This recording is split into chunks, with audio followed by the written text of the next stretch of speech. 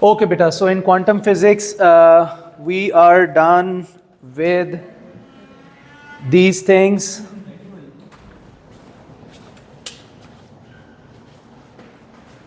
So far, we are done with the photon as energy, packet of energy in electromagnetic radiation. Its energy proportional to frequency of radiation and inversely proportional to wavelength. E is equal to hf, E is equal to hc over lambda. फिर 1 eV is 1.6 into 10 power minus 19. This is the energy conversion relation. ठीक है फहद, यहाँ बेटा please focus here.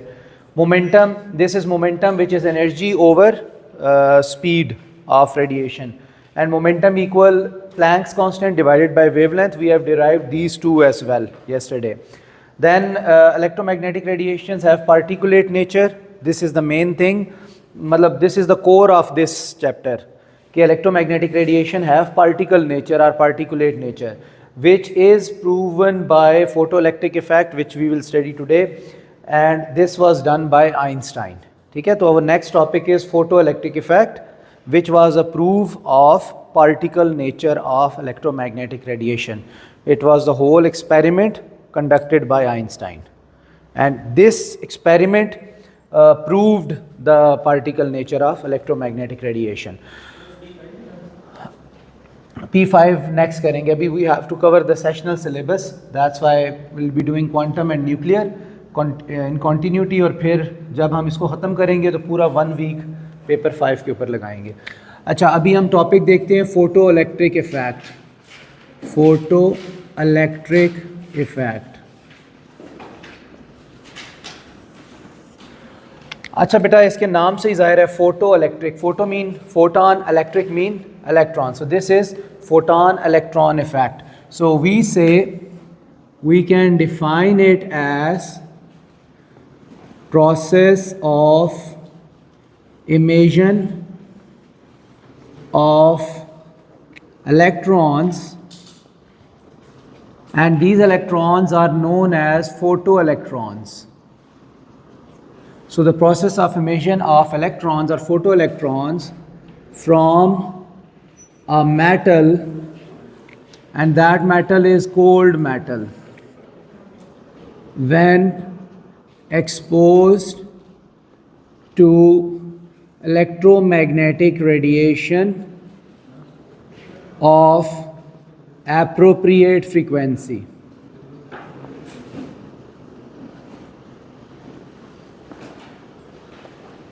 Okay, so this is the definition of, exam definition of photoelectric effect. How we can demonstrate this? Let's say there is a metal. Let's say this is a metal, and you know that metal consists of too many atoms and then too many electrons. So let's say these are the layers of the atoms. There are so many of them, but we can draw a few of them. And let's say these blue dots are actually what? These are the free electrons. Acha, these blue dots are actually what? These are the free electrons. Acha, what is happening? Ke we are exposing this to some electromagnetic radiation. So let's say we are exposing it to some electromagnetic radiation like this. ठीक है, this is the metal and this is incident radiation. Incident radiation. And this incident radiation is having too many photons. By the way, the symbol for photon is just like a wave and then one arrow over there. So this is the symbol for photon, right? Okay, so let's say when these photons are coming and they are interacting with the metal, so what will happen is that the electrons in the metal are the first one who are going to interact with photons. देखो, जो electron, जब photons आते हैं metal को hit करते हैं तो metal में पहली चीज़ उन्हें क्या मिलती है? इलेक्ट्रॉन. क्यों? क्योंकि एटम, अगर हम एटम की बात करें तो metal consist of too many atoms. तो एटम्स में आउटर शेल में क्या होते हैं? इलेक्ट्रॉन्स होते हैं. तो सबसे पहले तो इलेक्ट्रॉन्स आते हैं जिनके साथ उनका इंटरेक्शन होता है. तो दैट्स हाउ ये जो फोटॉन्स हैं, these will be absorb by the electrons. So electrons are going to absorb them. So incident photon is having some energy. So when that energy is absorbed by the electron, so what electron will do with that energy? It will use in two ways. One, it will come out of the metal surface. One, it will come out of the metal surface. कि वो कहेगा कि I don't want to live here in this atom, I want to go out. So some amount of energy is used to come out of the atom and the remaining energy is used to accelerate away from the atom. ठीक है, जिस तरह late से आप बैठे हुए हो, आप जाना चाह रहे हो but you don't have energy, तो आपको कहीं से एनर्जी मिल जाए तो पहला काम आप क्या करेंगे, आप वहाँ से उठेंगे और उस इन्वायरमेंट से बाहर निकलेंगे और फिर आप उससे दूर भागेंगे. Same the electron is doing. ठीक है, तो वी से कि ये जो एनर्जी है, this energy of photon which is actually absorb by electron, absorbed by electron, ये दो तरीके से यूज़ होएगी. ठीक है, एक energy used to come out of its atom. एक तो इलेक्ट्रॉन अपने एटम से बाहर आने के लिए इस एनर्जी का कुछ पोर्शन वो यूज़ करेगा न्यूक्लियस के साथ अपनी बाइंडिंग एनर्जी को ख़त्म करने में. अच्छा, इसको जो है, इस एनर्जी को हम ई से लिखते हैं और energy use to come out of its atom, इसको हम फाई से लिखते हैं और इसको वर्क फंक्शन बोलते हैं. Work function. लाइट ये फोटॉन इमिट नहीं करता. देखो, जब ये फोटॉन आ रहे हैं तो ये जो इलेक्ट्रॉन है ये उसको एब्जॉर्ब करेंगे. अब इमेजिन करो आप इलेक्ट्रॉन हो, हायर स्टेट में नहीं चला गया, आप इलेक्ट्रॉन हो, आप एटम के अंदर हो, अभी आप यहाँ से बाहर जाना चाहते हो और फिर आपको स्कूल अच्छा नहीं लगता, आप स्कूल से दूर जाना चाहते हो, जितना दूर जा सकते हो आप जाना चाहते हो, बट अभी आप यहाँ से हिल नहीं सकते, यू डोंट हैव एनर्जी. अब कोई एनर्जी आ गई बाहर से, एनर्जी पैकेट आ गया, कोई एनर्जी ड्रिंक आ गई, एनर्जी बार आ गई, वो आपने खाई या पी और आपके पास एनर्जी आ गई. अब आप क्या करोगे, पहला काम क्या करोगे, उस एनर्जी का कुछ पोर्शन किधर यूज़ करोगे, यहाँ से उठ के बाहर जाने में. ठीक है, और दूसरा, चूँकि आपको ये जगह अच्छी नहीं लगती, आपने दूर भागना है इससे, तो आप में चूँकि एनर्जी होगी आप दूर भागोगे. तो जो एनर्जी आप यूज़ कर रहे हो, आप एब्जॉर्ब कर रहे हो, you are using it in two ways. One, two go out of this atom और school, and second to run away from it. तो इलेक्ट्रॉन भी तो यही करेगा. ये मेटल है, ये उसके अंदर इलेक्ट्रॉन्स हैं, ब्लू वाले इलेक्ट्रॉन्स हैं. जब फोटॉन्स आएंगे, रेडिएशन इसके ऊपर पड़ेगी, UV rays, X rays, gamma rays, कोई भी रेडिएशन जिसके अंदर फोटॉन्स हैं, वो जब इसके ऊपर पड़ेगी, ये जो ब्लू डॉट्स इलेक्ट्रॉन्स हैं, ये फोटॉन को एब्जॉर्ब करेंगे, उसकी एनर्जी को, और उसकी एनर्जी को एब्जॉर्ब करके वो दो काम करेंगे. एक पोर्शन जो है उस एनर्जी का यूज़ करेंगे to go out of its atom, to remove, overcome the bond. Higher energy state में नहीं, to go out of the atom, completely ionisation. इसको हम वर्क फंक्शन कहते हैं. ये this thing is known as work function.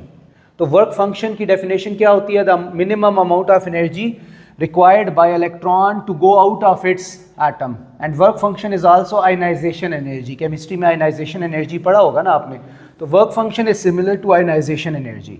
Remaining portion जो बच जाएगा वो क्या करेगा, उसका काइनेटिक एनर्जी, वो एक्सेलरेट होने के लिए उसको यूज़ करेगा. ठीक है, तो energy to accelerate, energy to accelerate, तो इसको हम क्या कहेंगे, इसको हम कहेंगे plus kinetic energy. So this is called Einstein photoelectric equation. Einstein's photoelectric equation. देखो बेटा, क्लास में टाइम पे आना ज़रूरी होता है ना. अब देखो, जो लोग अभी आए हो, हमने फोटो इलेक्ट्रिक इफेक्ट स्टार्ट किया है. Photo electric effect, photon electron effect, कि जब आप किसी मेटल को रेडिएशन में एक्सपोज करते हैं, चाहे वो कोई भी रेडिएशन हो, X ray, gamma ray, UV rays, visible light, infrared, micro, radio, any radiation can be there. तो radiation consist of too many photons. तो जब इस मेटल को आप फोटॉन्स में एक्सपोज करेंगे या रेडिएशन में एक्सपोज करेंगे, जिस तरह ये लाइट आ रही है, नीचे कोई मेटल पड़ी हुई है, ठीक है, तो ऐसी सिचुएशन है, तो उसमें क्या होगा, ये जो फोटॉन्स हैं, इलेक्ट्रॉन्स ऑफ द मेटल इन फोटॉन्स को एब्जॉर्ब करेंगे. और फोटॉन एनर्जी पैकेट है जिसकी एनर्जी E is equal to HF होती है. तो वो एनर्जी जब एब्जॉर्ब करेंगे तो उस एनर्जी को दो तरह से यूज़ करेंगे. एक अपने एटम से बाहर आने के लिए न्यूक्लियस के साथ बॉन्ड को ब्रेक कर देंगे, और दूसरा वो एटम से बाहर निकल के एक्सेलरेट करेंगे. तो एक्सेलरेशन की वजह से काइनेटिक एनर्जी आएगी. तो energy of the photon is equal to work function which is the energy required to come out of the atom plus kinetic energy. So this equation, famous equation, is known as Einstein's photoelectric equation. देखो Einstein ने अभी तक बहुत सारी उसने equation बनाई है. हमने कितनी पढ़ी है इक्वेशन? एक हमने ये इक्वेशन पढ़ी है, ये वाली, ये भी आइंस्टाइन की इक्वेशन है, ये भी एनर्जी की है, E equal to H F. एक हमने E equal to M C square पढ़ी है, वो भी फेमस इक्वेशन है. और तीसरी इक्वेशन एनर्जी की हमने ये पढ़ी है, E equal to phi plus K E. अब ये किस चीज़ से रिलेटेड है? ये फोटो इलेक्ट्रिक इफेक्ट से रिलेटेड है कि जब भी किसी मेटल को रेडिएशन में एक्सपोज करेंगे तो इलेक्ट्रॉन बाहर निकलेंगे, तो वो कैसे बाहर निकलेंगे उसकी एक्सप्लेनेशन है ये. राइट? Is it clear? हम इसको लेजर के साथ कंपेयर कर सकते हैं. हाँ, कोई भी लाइट कुछ भी हो सकती है, लेज़र भी हो सकती है. लेजर का फंक्शन ऐसे ही हो रहा होता है. हाँ, वो भी ऐसे हो सकता है. लेज़र तो लाइट ही होती है ना, लेकिन वो कॉम्पैक्ट होती है ना. Light amplification by stimulated emission of radiation, इसकी वो एब्रीवेशन है ना. तो वो यही चीज़ है. लेज़र कुछ भी हो सकती है, विजिबल लाइट भी लेज़र हो सकती है, यूवी लाइट भी लेज़र हो सकती है. बस उसको कॉम्पैक्ट करना होता है, इंटेंसिटी बढ़ानी होती है उसकी. ओके, तो this is photoelectric equation definition, this is photoelectric equation, this is little description. अभी हम इसमें करते हैं एक काम जिसको हम कहते हैं जी कंडीशंस फॉर फोटोइलेक्ट्रिक इफेक्ट.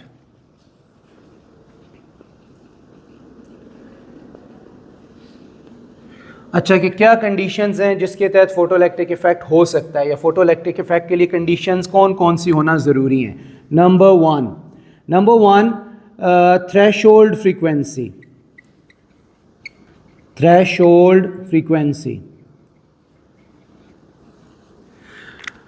अच्छा, इसको लिखते हैं एफ नॉट से, और वैसे ये मिनिमम फ्रीक्वेंसी भी कहलाती है. थ्रेशोल्ड का वर्ड तो आपके लिए मतलब नया नहीं है. ग्रेड थ्रेशोल्ड कि अगर एक ग्रेड लेना है तो कम से कम इतने नंबर लेने हैं, ऐसे ही है ना. या बी लेना है तो कम से कम इतने. थ्रेशोल्ड का मतलब होता है मिनिमम, कि आपको मिनिमम अमाउंट कितनी चाहिए. राइट? तो थ्रेशोल्ड फ्रीक्वेंसी का मतलब ये होता है कि आइंस्टाइन ने ये भी कहा कि देखो, ये ऐसे पॉसिबल नहीं है कि आप कोई भी रेडिएशन यूज़ कर लो और किसी भी मेटल पे डाल लो तो इलेक्ट्रॉन निकलना शुरू हो जाएंगे. ऐसा नहीं है. अगर ऐसा होता तो अभी सन की लाइट आ रही है, इंफ्रारेड रेज आ रही हैं, विजिबल लाइट और इंफ्रारेड, तो बाहर आप जाओ तो आपको बहुत सारे मेटालिक स्ट्रक्चर्स मिलेंगे. मेटल के गेट हैं, विंडोज़ हैं, फेंसेस होती हैं, ये सारी मेटल की होती है ना. कौन सी मेटल की होती हैं? या आयरन होती है, या कॉपर होती है, या स्टील है. ऐसे ही है ना, ये तीनों ही यूज़ करते हैं ना. ये एल्यूमिनियम है, एल्यूमिनियम भी यूज़ करते हैं. ये बाहर सारा एल्यूमिनियम लगा हुआ है. ये विंडोज़ पैनल, ये जो बीच में होते हैं, ये एल्यूमिनियम विंडोज़ होती हैं. ठीक है, ग्लास के अलावा जो इसका बॉर्डर है एल्यूमिनियम का है. तो इसमें तो अगर विजिबल लाइट या इंफ्रारेड रेज इनके ऊपर पड़ रही हैं तो फिर तो इनमें से इलेक्ट्रॉन निकलने चाहिए हर टाइम. और अगर टू मैनी इलेक्ट्रॉन्स एयर में होंगे तो बड़े डेंजरस होते हैं, वो इलेक्ट्रिक करंट एयर में बना सकते हैं. तो इसलिए every metal does not emit electron at when expose to any radiation. Radiation भी स्पेसिफिक होनी चाहिए. स्पेसिफिक क्यों? उसकी इन डेप्थ रीज़न क्या है कि लेट से अगर ये मेटल है तो इसके हर मेटल के, आपको पता है केमिस्ट्री से हम ये उठा रहे हैं चीज़ कि every metal is having different ionization energy values. ऐसे ही है ना. मतलब कॉपर के इलेक्ट्रॉन को निकालना है तो आपको डिफरेंट एनर्जी देनी पड़ेगी, एल्यूमिनियम के निकालना है डिफरेंट एनर्जी देनी पड़ेगी, स्टील के इलेक्ट्रॉन को निकालना है डिफरेंट एनर्जी देनी पड़ेगी. सो हर एलिमेंट के अंदर जो आयनाइजेशन एनर्जी इलेक्ट्रॉन की होती है वो डिफरेंट होती है. ऐसे ही है ना. जैसे हम ह्यूमंस को भी तकरीबन हर एक को डिफरेंट एनर्जी चाहिए होती है. जो एथलीट होते हैं उनको बहुत ज़्यादा एनर्जीज चाहिए होती हैं. जो एथलीट नहीं होते, जो बैठ के सिर्फ काम कर रहे होते हैं, उनको एनर्जी ज़्यादा नहीं चाहिए होती है. वो थोड़ी एनर्जी पे भी चल जाते हैं क्योंकि उनका इतना फिजिकल वर्क नहीं होता. तो same goes for electrons in the metal. तो आइंस्टाइन ने कहा कि देखो भाई, आप हर किसी भी रेडिएशन से किसी भी मेटल से इलेक्ट्रॉन नहीं निकाल सकोगे. आपको एक हर मेटल के लिए एक थ्रेशोल्ड फ्रीक्वेंसी चाहिए होगी. जिस तरह अगर कॉपर है तो कॉपर के लिए एक रेडिएशन जिसकी मिनिमम फ्रीक्वेंसी होनी चाहिए या उससे ज़्यादा होनी चाहिए. अगर कॉपर को उसमें एक्सपोज करोगे तब कॉपर आपको इलेक्ट्रॉन देगा. अगर आप उस फ्रीक्वेंसी से कम वाली फ्रीक्वेंसी डालोगे कॉपर पे, वो नहीं देगा आपको इलेक्ट्रॉन. और इसकी रीज़न क्या है? इसकी रीज़न ये है कि energy of photon is proportional to frequency. तो अगर frequency let's say minimum frequency आप डाल रहे हो तो उसमें फोटॉन के अंदर उतनी एनर्जी है कि वो उस इलेक्ट्रॉन को निकाल सकता है. अगर आप थ्रेशोल्ड फ्रीक्वेंसी से लेस फ्रीक्वेंसी वाली रेडिएशन डाल रहे हो तो उस फोटॉन के अंदर इतनी एनर्जी नहीं है कि वो इलेक्ट्रॉन को बाहर निकाल सकेगा। ठीक है, डज दिस मेक सेंस? कि इलेक्ट्रॉन निकलने के लिए एक मिनिमम एनर्जी चाहिए और एनर्जी फिर फ्रीक्वेंसी के को कॉरस्पॉन्ड करती है। तो दैट्स वाई हम कहते हैं यार एक मिनिमम फ्रीक्वेंसी भी होनी चाहिए, उससे नीचे वाली रेडिएशन ना डालना वरना इलेक्ट्रॉन नहीं निकलेंगे। So that is called threshold frequency. इसकी डेफिनेशन हम लिखते हैं, डेफिनेशन इसकी होती है the minimum frequency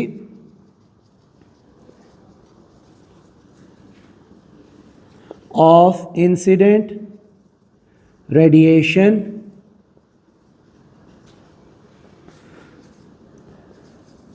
required to emit electrons from a certain metal is known as threshold frequency of that metal.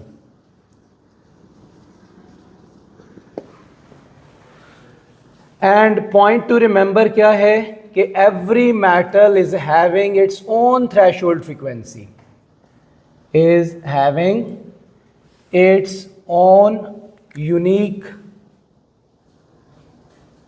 Threshold frequency value.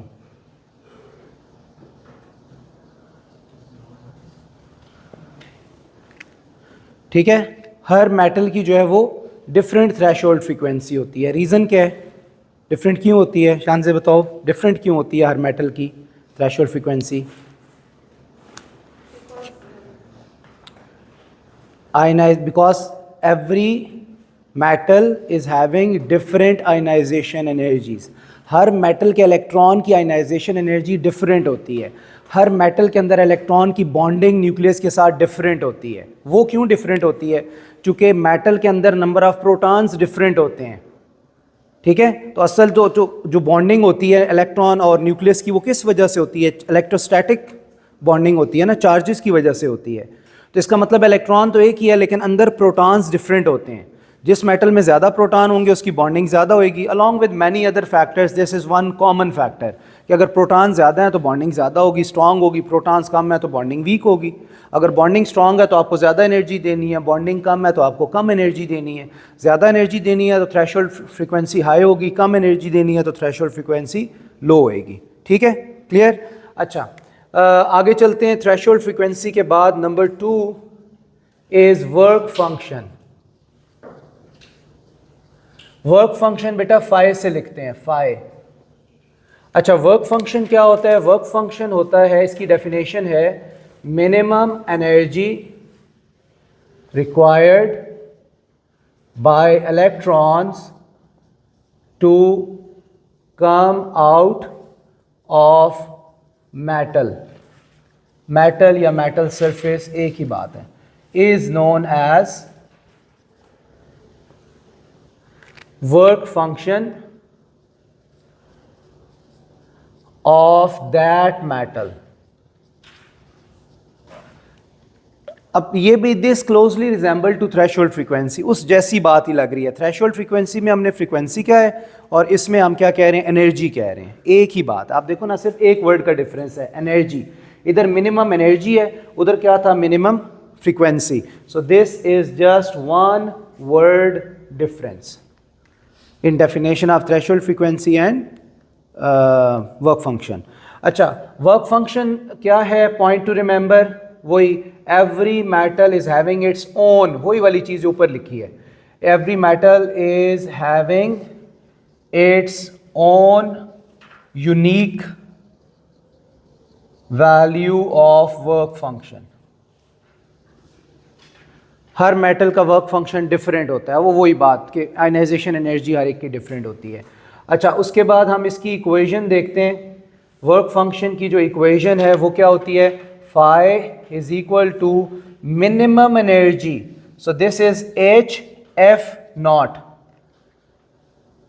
H F naught क्या है? H Planck's constant, F naught threshold frequency. तो इसका मतलब है अगर आपने work function निकालना है तो आपको मिनिमम एनर्जी चाहिए and that is equal to H F naught, H Planck constant, F naught threshold frequency. तो ये जो है ये इसका फॉर्मूला होगा वर्क फंक्शन का। अच्छा, वर्क फंक्शन जो है इसकी यूनिट ऐसा यूनिट वैसे जूल होती है, लेकिन सम टाइम बल्कि मोस्ट ऑफ द टाइम ये होता है उसमें electron volt, kilo electron volt या मेगा इलेक्ट्रॉन वोल्ट में। तो फिर आपको कन्वर्जन जो कल हमने की थी कन्वर्जन आपको करनी पड़ती है, और कन्वर्जन के लिए ये वाला फैक्टर यूज़ होता है। 1 electron volt is 1.6 into 10⁻⁻19 joule. तो कन्वर्जन बहुत इसमें जो है वो इम्पॉर्टेंट है।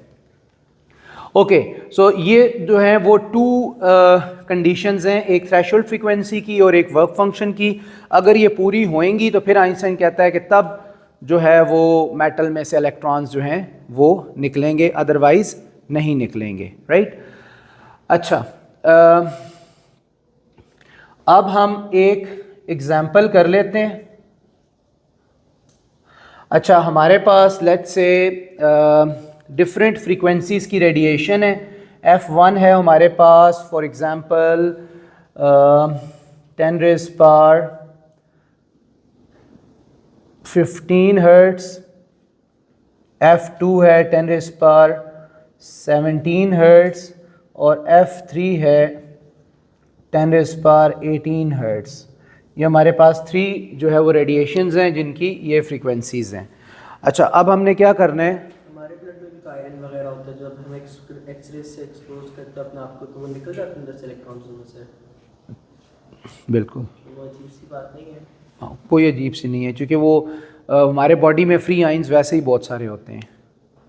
फ्री आइंस बहुत सारे होते हैं, तो अगर इलेक्ट्रॉन्स निकलते हैं तो कोई मसला नहीं है, वो अंदर ही रहते हैं, वो बाहर नहीं जाते। किधर जाते हैं लेकिन? अंदर ही रहते हैं ना, इलेक्ट्रॉन अंदर ही रहेंगे।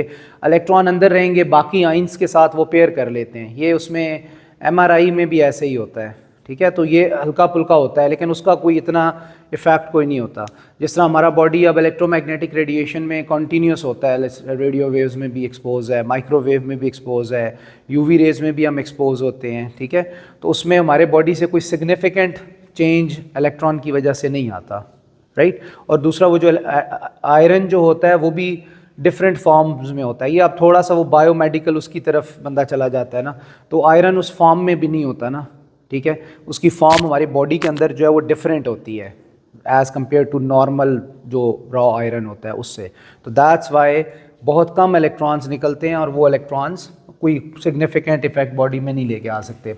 अच्छा, एनीवेज ये 3 फ्रीक्वेंसीज़ हैं आपके पास, और हमारे पास 3 मेटल्स हैं, राइट। तो हमारे पास लेट्स से मेटल्स जो हैं वो हैं ए, बी और सी।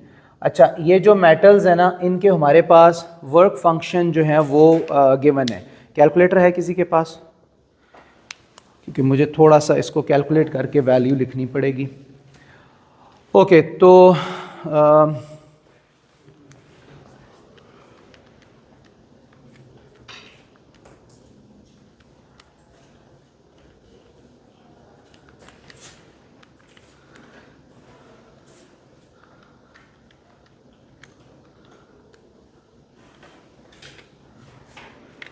अच्छा जी, ये है 4.14 इलेक्ट्रॉन वोल्ट, ठीक है।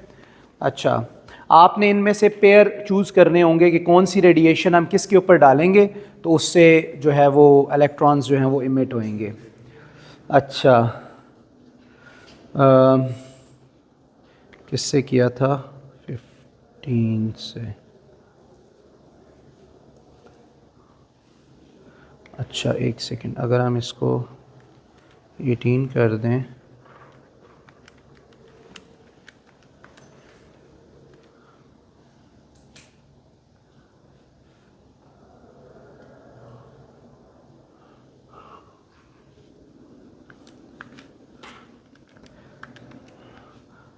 अच्छा आप इतने में ये काम करें ना, ये जो फ्रीक्वेंसीज़ है ना F1, F2, F3, ये इंसिडेंट रेडिएशन, आप इनके फोटॉन्स की एनर्जी निकाल लें कि इनके फोटॉन्स की एनर्जी कितनी है।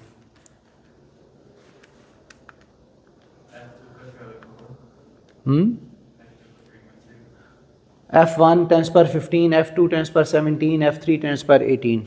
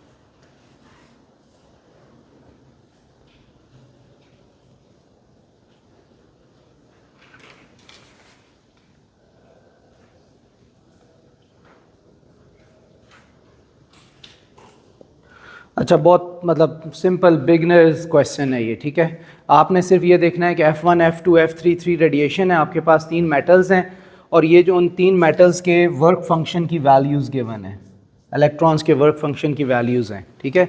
आपने ये बताना है कि इनमें से कौन कौन सी रेडिएशन, एक या दो या तीनों, किस मेटल में से इलेक्ट्रॉन निकाल सकती हैं और किस में से नहीं निकाल सकती। फॉर एग्ज़ाम्पल, अगर मैं कहूँ कि मेटल ए है, तो मेटल ए पे भी मैं कहूँगा कि भाई F2 और F3 दोनों डालो अगर, तो दोनों इसमें से इलेक्ट्रॉन निकाल सकती हैं, राइट। तो कोई एक ऐसा भी हो सकता है, मिसाल के तौर पर मेटल बी है, तो मैं कहूँगा भाई तीनों रेडिएशन डालो, तो तीनों मेटल बी में से इलेक्ट्रॉन्स को निकालेंगी। तो ये आपको कैसे पता लगेगा? आपने देखना है फोटॉन एनर्जी, फोटॉन एनर्जी वो आप E = HF से निकालोगे इधर, और आप उस फोटॉन एनर्जी को कन्वर्ट करोगे इलेक्ट्रॉन वोल्ट या किलो इलेक्ट्रॉन वोल्ट में, जो यहाँ गिवन है। मोस्टली तो इलेक्ट्रॉन वोल्ट गिवन है ना, एक सिर्फ किलो इलेक्ट्रॉन वोल्ट में गिवन है, तो आप उसको किलो इलेक्ट्रॉन वोल्ट या किलो इलेक्ट्रॉन वोल्ट में कन्वर्ट करोगे। फिर आप देखोगे कि ये जो है जिस मेटल के वर्क फंक्शन के इक्वल या ग्रेटर हुई, उस मेटल्स में से इलेक्ट्रॉन जो है वो इमिट होएंगे, राइट। समझ आ रही है बात की? 3 मेटल्स हैं और 3 रेडिएशन है, तो आपने वर्क फंक्शन तो मैंने वैसे ही बता दिया, उसको तो आपने कुछ भी नहीं करना, आपने सिर्फ जो है वो इनकी एनर्जीज निकालनी है E = HF से, और उसको फिर कन्वर्ट करना है इलेक्ट्रॉन वोल्ट या किलो इलेक्ट्रॉन वोल्ट में, ये वाला रिलेशन यूज़ करके, और उसके बाद you have to do the comparison, right. कर लिया है? कुछ लोगों ने कर लिया होगा ये। F1 F2 F3 तीनों निकालो बेटा जल्दी से, ये वाला फॉर्मूला यूज़ करो, E = HF।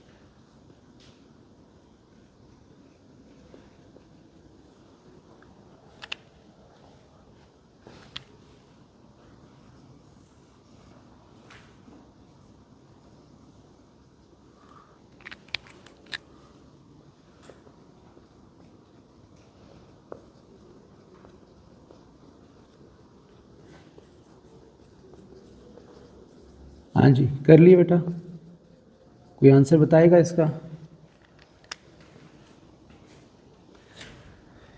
15 के साथ क्या आंसर आया था? 4.14 इलेक्ट्रॉन वोल्ट। किसी ने निकाला है?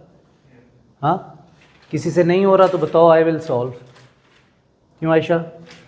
E = HF लगाना था ना बेटा, सिर्फ यहाँ पे लगाओ E = HF बस। H प्लैंक्स कांस्टेंट है और प्लैंक्स कांस्टेंट 6.63 × 10⁻34 है H, और F ये फ्रीक्वेंसी है × 10⁻15, तो ये जूल में आएगा, ये आंसर जूल में आएगा। फिर आपने इसको कन्वर्ट करना है इलेक्ट्रॉन वोल्ट में, तो आप 1.6 इंटू 10⁻⁻19 से डिवाइड कर लोगे तो ये इलेक्ट्रॉन वोल्ट में चला जाएगा। तो इसका आंसर क्या आ रहा है? नहीं किया यार, पहली कैलकुलेशन किसी ने नहीं की। 4.14, तो इसका आंसर आ रहा है 4.14। तो बेटा इसका मतलब ये है कि ये जो पहले वाला जो फोटान है, ये वाला F1 वाला, इस फोटान के अंदर एनर्जी कितनी है? 4.14 इलेक्ट्रॉन वोल्ट। अब ये फोटान अगर मेटल A पे गिराएंगे, फिर मेटल B पे, फिर मेटल C से, किस में से ये इलेक्ट्रॉन निकालेगा और किस में से नहीं निकालेगा? क्यों भाई? ये A से नहीं निकालेगा, क्योंकि A के लिए तो भाई किलो इलेक्ट्रॉन वोल्ट उसका वर्क फंक्शन है। वो कहेगा भाई तुम्हारे पास तो एनर्जी कम है, वो इलेक्ट्रॉन बाहर नहीं निकलेगा, तो A से नहीं निकलेगा। B कहेगा कि ठीक है भाई मेरी एनर्जी तुम्हारे बराबर है, देखो B का जो वर्क फंक्शन है वो बिल्कुल उस जितना है, तो इसलिए B में से इलेक्ट्रॉन निकलेगा। C कहेगा नहीं भाई, क्योंकि 414 इलेक्ट्रॉन वोल्ट चाहिए। तो इसका मतलब है कि जो पहला पेयर बनेगा वो आपका F1 और मेटल B बनेगा। B, ये आपका पहला पेयर बन गया। Is it clear? इसी तरह आपने दूसरे के साथ करना है। आप इसकी फ्रीक्वेंसी निकालो, 10⁻17 लगा के इसको सॉल्व करो। यहाँ पे 10⁻17 लगाओ। 41, ये किलो, ये इलेक्ट्रॉन वोल्ट में करके आता है, तो इलेक्ट्रॉन वोल्ट में 414 आता है। तो ये कहता है भाई मेरे पास तो बहुत एनर्जी है। जब इसको मेटल A पे गिराएंगे तो नहीं, वो कहेगा भाई 4.14 किलो चाहिए, आपके पास अभी थोड़ी है, तो मेटल A में से इलेक्ट्रॉन नहीं निकलेगा।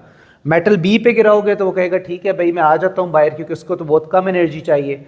और मेटल C पे गिराओगे तो मेटल C से भी इलेक्ट्रॉन आ जाएगा। तो दैट्स वाई वी से F2 किसके साथ पेयर करेगा? मेटल B एंड C के साथ। समझ आ गई? मतलब अगर आप F2 जो है वो मेटल A पे गिराओगे तो मेटल A में से इलेक्ट्रॉन बाहर नहीं निकलेंगे, क्योंकि फोटान की एनर्जी वर्क फंक्शन से कम है।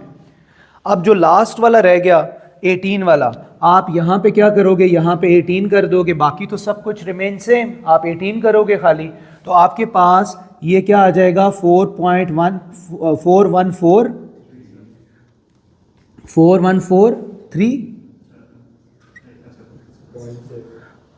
चलो 4143 हो गया ना, 4143।